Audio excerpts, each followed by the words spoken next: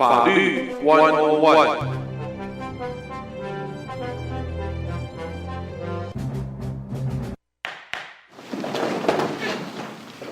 朋友们大家好，欢迎收听在今天我们带给大家的法律101，我是胡美健。在今天呢，我们在这里呢和车祸专业律师 Mr. Littleton 以及他的华裔助理 Connie 一块进行，要和朋友们关心的，这是我们在这个是我们在今天讨论关于车祸方面的各式各样的讯息，欢迎朋友们一块收听。在这里呢，我们希望我们的听众朋友能够特别的注意一下，在我们的车祸方面，我们希望您能够记得，在第一时间你要通知的，那么应该是警察，然后呢你的家人，然后呢再来呢，也希望朋友们别忘了你的律师那么请他们在车祸方面呢，可以为你做最好的一些这个处理，那么这个样子才能够在我们的这一个时间里边呢，在整个的事件当中，可以让大家能够平安，不论是你的错或者不是你的错，我们都希望我们能够在这一方面能够有好的一个完善的一个收尾。要提醒朋友们，那么也欢迎朋友们在稍后我们的节目进行当中，如果你有任何的问题，你可以直接电话进来参与我们的节目。电话呢，你可以打到713-984-0424，713-984-0424。来，我们看这一位 ，Hello， Connie， 你好，抱歉，我们这边电话线刚才突然一下，你们两位的电话线都一下子同时断线。真是对好，我想Mr. Littleton 已经在另外一条线上了。我们请我看一下哈。好，3、2、1，来，我们就可以接听他的电话。我们很快的在这里 ，Hello, Mr. Littleton。Yes, I thought y'all were starting without me. No. How could we do that? No, we will never start without you. Okay, thank you and coming back. Thanks for joining us today. 好，我想我们在今天一开始就要和Mr. Littleton 和 Connie 讨论一个问题，这是听众朋友打电话留下来的，这个在我们的留言当中留下来的。他们问到的就是在近来，我们也在节目当中呢，就是 HPD 休斯顿的警察局方面的警官呢强调的是，一个呢就是这个在马路上大伙开车脾气不好。这个 behavior 不大好，很粗鲁，然后呢很粗鲁的情形下，有的时候会 cutting the lane， 他 cutting 进来了以后，砰的有的时候就停在你面前，等到你好像快要撞到他了，你猛踩刹车，他又扬长就嘣的跑走了。他们想要问的是说，如果在这种情形下，因为别人 cutting your lane 在你前面，然后突然停速度踩刹车，一下子缓下来，尤其在高速公路上，你的速度往前，你也猛踩刹车，结果造成后面的人撞到你，可是前面的让你踩刹车的人却加起油门扑跑走了。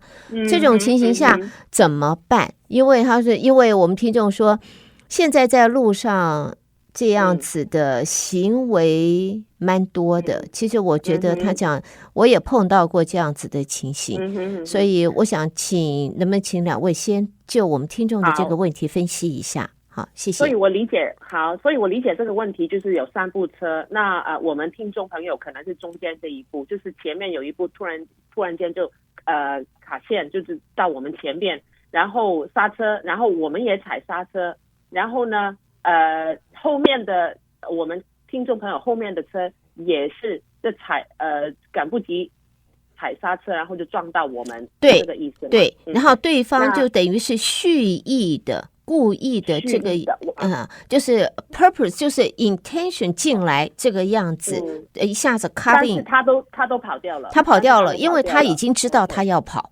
所以他到你前面的时候，我们在高速公路说大家保持65 miles per hour， 这个不大可能，大部分都到75，他就到你前面突然猛踩刹车，可是完全不是，所以不是因为前面的那个路况有什么问题，就是他就是故故意的，踩了刹车了以后，然后呢，你马上踩刹车，但是你后面的来不及就会撞到你。可是他一踩了刹车以后，他在3-4秒钟，嘣，他就加速跑了。那这种情形下，这个车祸要怎么办？好，那我就先assume 我们听众的就是没有碰到前面的车的，我们从这一个角度来看，对不对 ？Okay. Now, so this is a 3-car, you can say 3-car accident, and but then the focus would be the vehicle in the very first vehicle. It is according to a member of the audience who raised this question. The very first vehicle cut into our lane.On purpose, and it's on like a highway, freeway. But then you know that there are no other traffic conditions. So this very first vehicle cut into my lane in front of me, on purpose, and then brake all of a sudden, and then but I can brake in time, but the vehicle behind me couldn't brake in time and rear-ended me. And after that, this intentional vehicle who cut into my lane and braked in front of me.Just fled the scene.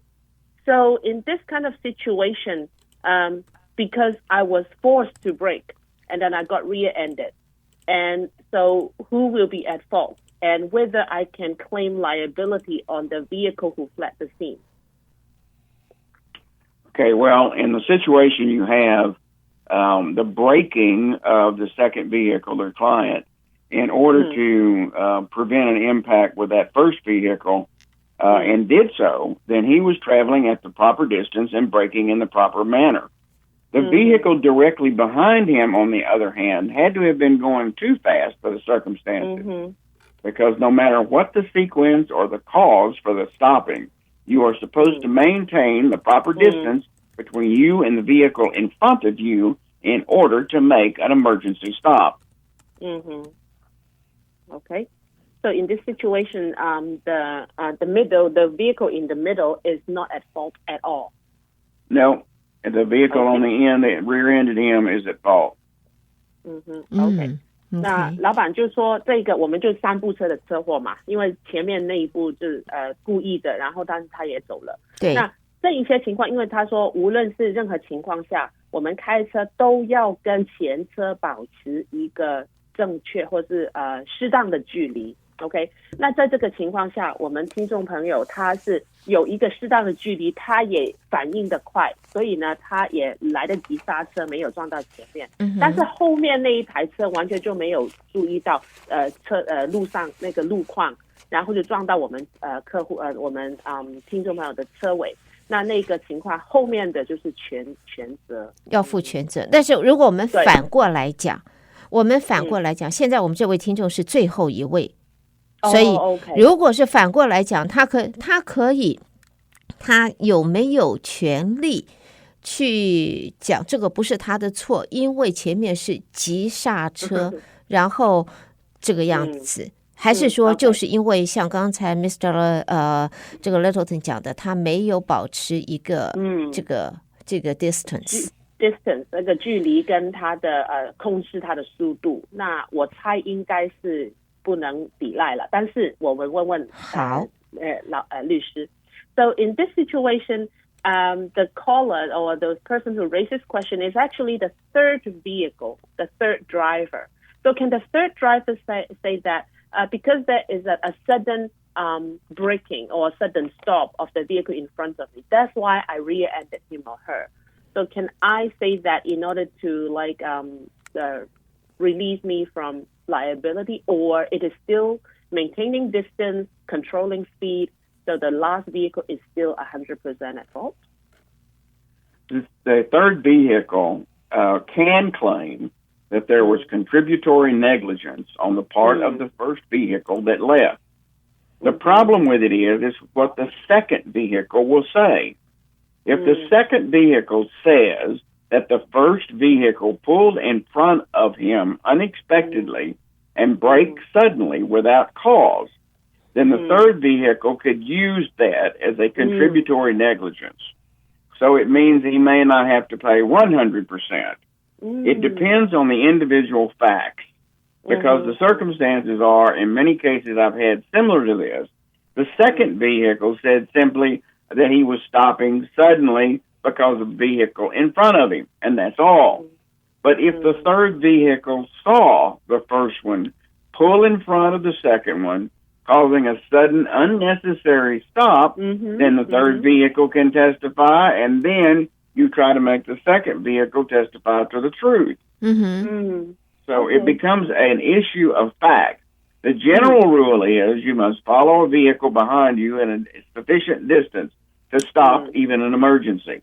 However, if a vehicle cuts in front of you and stops unexpectedly like that, then there is the issue of comparative negligence, a percentage.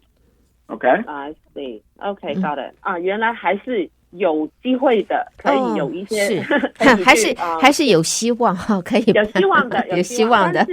但是他就说，整体来讲，我们还是跟前车保持距离，留意我们的速度。那万一有什么问题或是路的情况发生的话，我们可以立刻的就是控制好我们的速度，然后停车。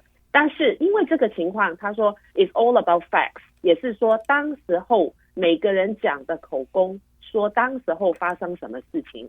比如说中间的那一台车，他只是说突然间有车在我前面，所以我就立刻停车了。如果是这样子的话，可能未必前面的那个这个跑掉的那个车，完全没有人知道他有没有责任。但是如果中间的那个司机讲得很清楚，我就正常行驶，但是呢，前面有一部车突然间在没有必要的情况下，突然间就跑到我的线上面，然后还紧急刹车，那个完全就是前面第一部车的问题，他还跑掉了。OK，那如果中间的车可以讲得非常清楚是这个发生，而且这一个整个事情跟第三辆车，就是我们听众朋友他的口供也是一致的，那就有可能他需要那个第三部车，他付前面第二台车的那个修理费，可能不需要付 100%， 因为前面第一台车也有一个责任。我们这一个就说是comparative negligence 或 contributory negligence， 也是说每个不是我全责，另外有一方也是有一点的责任，可能他是30我是70，或是他是50我是50，这样子分。所以有机会未必是第三辆车的 100% 的错误。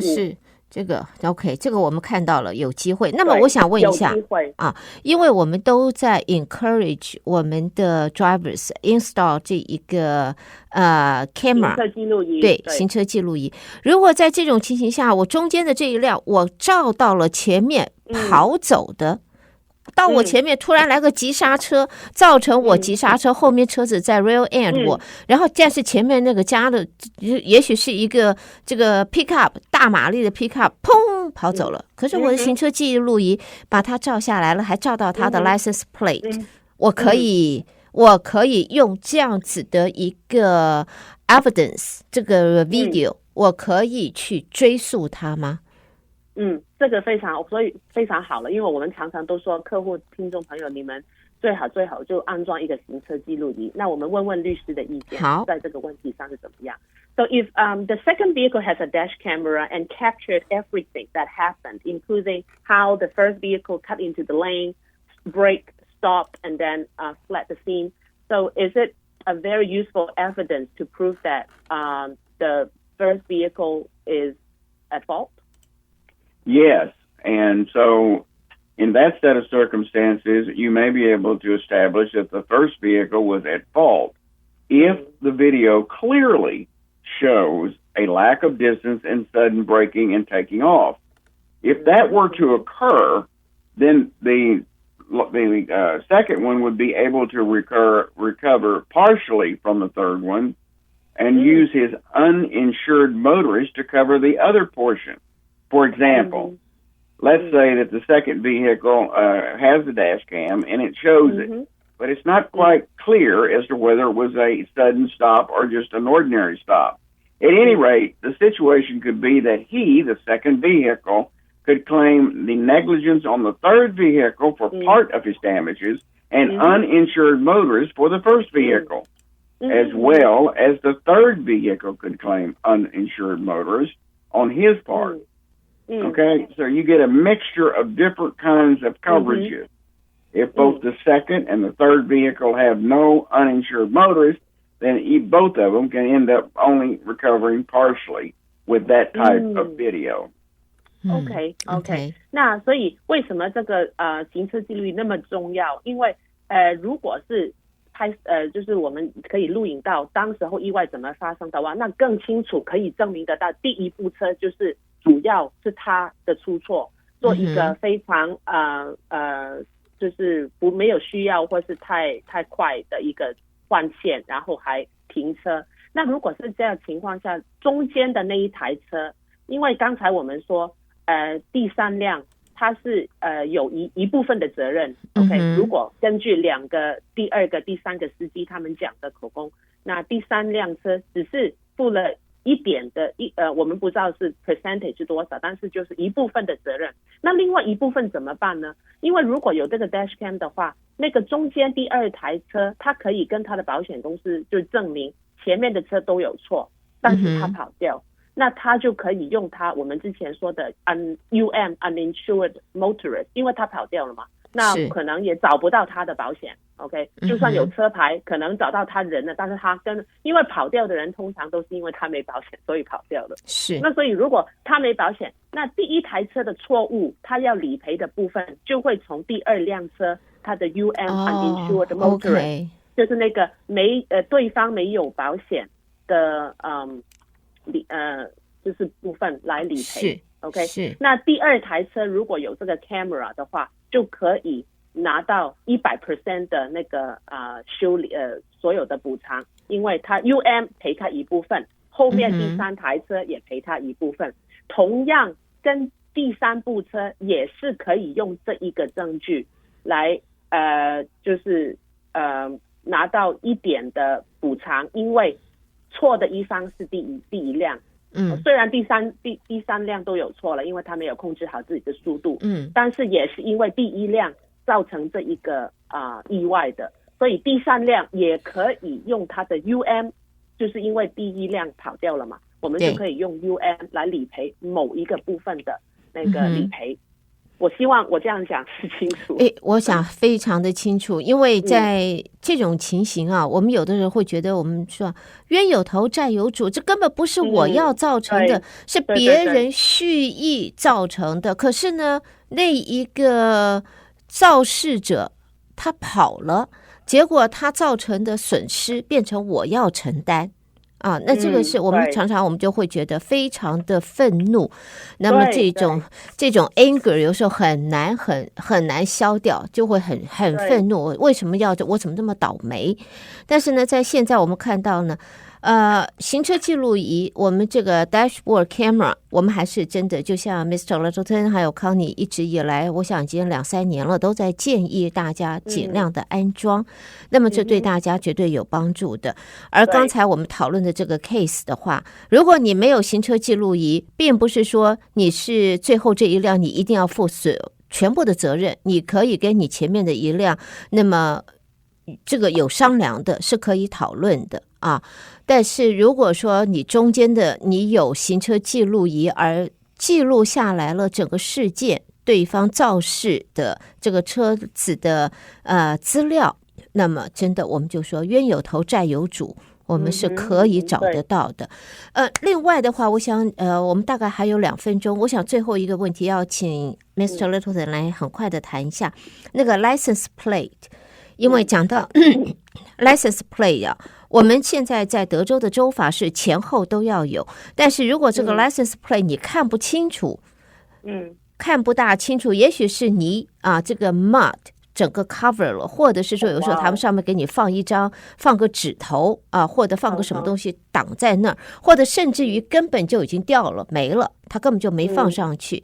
像这样子的情形，如果我被警察给拦下来了，我有些什么样子的这理由，或者是我有没有可能就是我不要受罚，我只是我可不可以逃掉 avoid 任何的 penalty？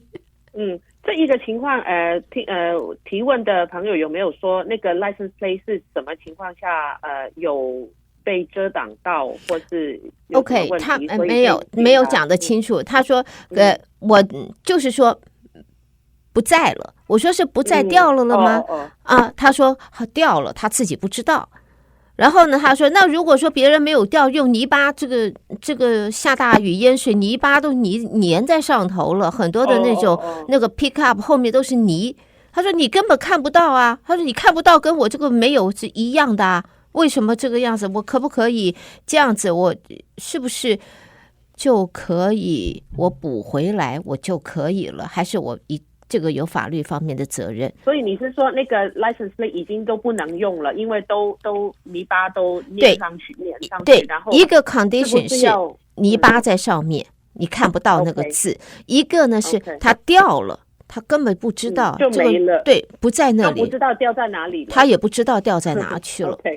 OK， 那所以有什么方法可以避免？如果警察把我停下来，要怎么样子跟警察说？要如何？有什么理由？我们要用怎样的方式？听众说，我要怎么样子跟他讲，我可以不要被罚？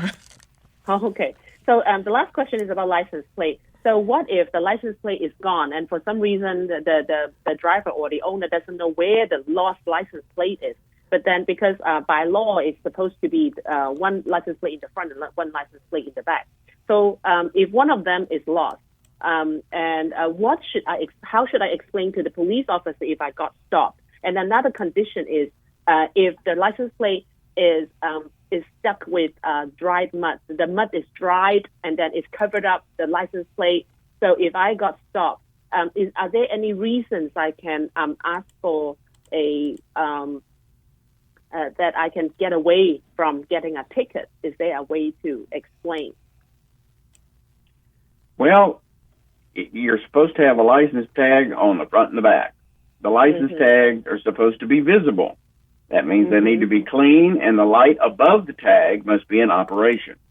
The officer has the option to give you a ticket for that or a warning. If you tell the officer that you are not aware of it, and it looks current, it doesn't look very old on it, then the officer may just give you a warning. If you were to get the ticket and then you were to go to court for that, then most likely the court would dismiss the ticket. But the law does provide that you must have two tags, front and back. They must be clean and it must be lighted. If not, you can receive a ticket from the officer. OK， 那对，前后一定要有，然后要清楚看得见，还有那个 license 那个车牌有一个灯。那个灯要亮的，要看，就晚上都要看得清楚的。因为我们有朋友就是那个灯坏了，然后被警察就要他停下来。但是刚刚他有一个 appointment， 他就在电话上 show 给警察看，我有这个 appointment， 我后天就会拿去那个 shop 里面去修这个灯了。是。那这个情况，对，他就给他一个 warning， 就让他走了。所以呢，老板就说，警察是有权利给你 ticket， 还是给你一个 warning。那所以如果那个看起来还是很新，刚刚发生的，可能他会给你 warning。所以要怎么解释，要看自己也要留意自己的车的 condition 那个状态。那就不要说我都丢了好久了，然后就是警察都看到你的车牌都已经没了好久了，或是。那就可能没有什么理由可以把这个 ticket 打掉了。OK， 好，所以朋友们，在今天啊，这个听众朋友们所提出的问题啊，非常感谢 Mr. Littleton 和康妮为大家做的这么详细的分析跟解答，非常重要，发生在你我的生活当中。现在尤其在马路上面被别人 cut in 进来，这个突然踩刹车的机会现在蛮多的，大家心平气和开车，然后装好你的 dashboard camera， 那么这样子最起码有个证据，可以为你自己在责任方面、损失方面可以有多一点的保障。我们先谢谢他们两位的参加。Thank you for joining us today. Thank you. Thank you. Thank you. Thank you. Looking forward to talking to you next month. Thank you. Take care. Okay. 拜拜。拜拜。拜拜。